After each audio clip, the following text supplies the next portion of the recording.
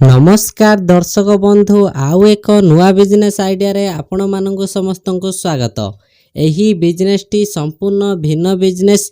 एही business T आपण माने गाँव रे करि परिबे एवं शहर रे मध्य आपण माने करि परिबे। एही बिजनेस टी हैला एलईडी बल्ब। एलईडी बल्ब केमिति आपण तैयारी करिके मार्केट रे सेल करिके भल पैसा इनकम करि परिबे। संपूर्ण विवरणी आमे ए वीडियो माध्यम रे जानिबा। आपण जति नुआ करिके चैनल को आछंती ताहले चैनल को गोटे सब्सक्राइब निहाती कर देबे आ गोटे लाइक निहाती करि देबे। देखंतु आपण जति एलईडी बल्ब बिजनेस स्टार्टअप करिया पई चाहुचंती ताहले को जगह रे स्टार्ट करिवे।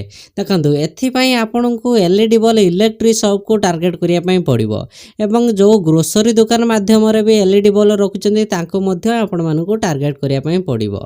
एवं एलईडी बल्ब केमिति आपण तैयारी करिवे।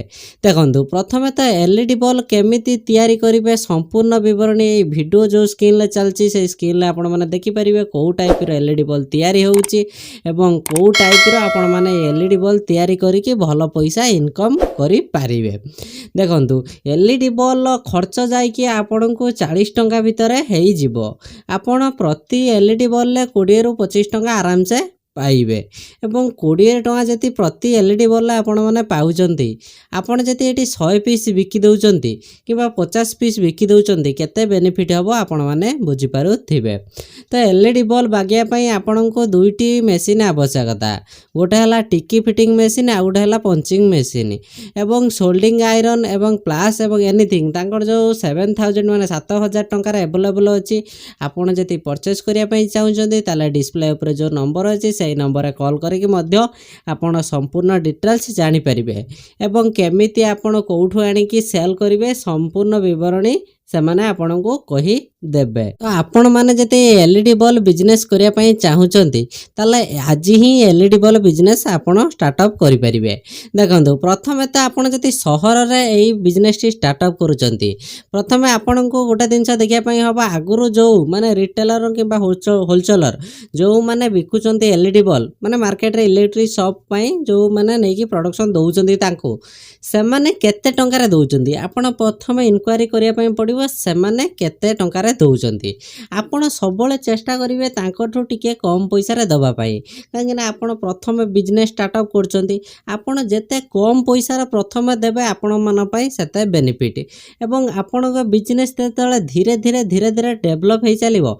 आपण को बिजनेस जेतले आपण 50-100 दुकानी के माने पूरा नै जिवे कि आपण 50 दुकानी के आपण पूरा डीलर नै जिवे 50 दुकानी के आपण प्रोडक्शन देबे।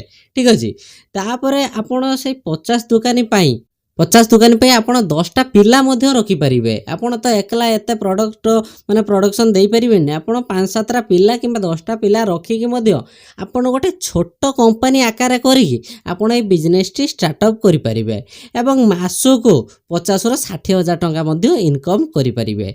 फास्ट गोटे कथा आपण को टार्गेट करिया पई पड़िबो मार्केट रे केते टंका रे बॉल नौचंती आ आपण केते टंका रे देबे। एई दुईटा जिंस आपण फास्ट जे कोनोसी बिजनेस करंतु आपणकर मार्केटिंग प्रॉब्लम हबो सेईटा जति आपण माने सॉल्व करि दउचंती ताले बिजनेस रो बहुत डेवलप पाई परिबे।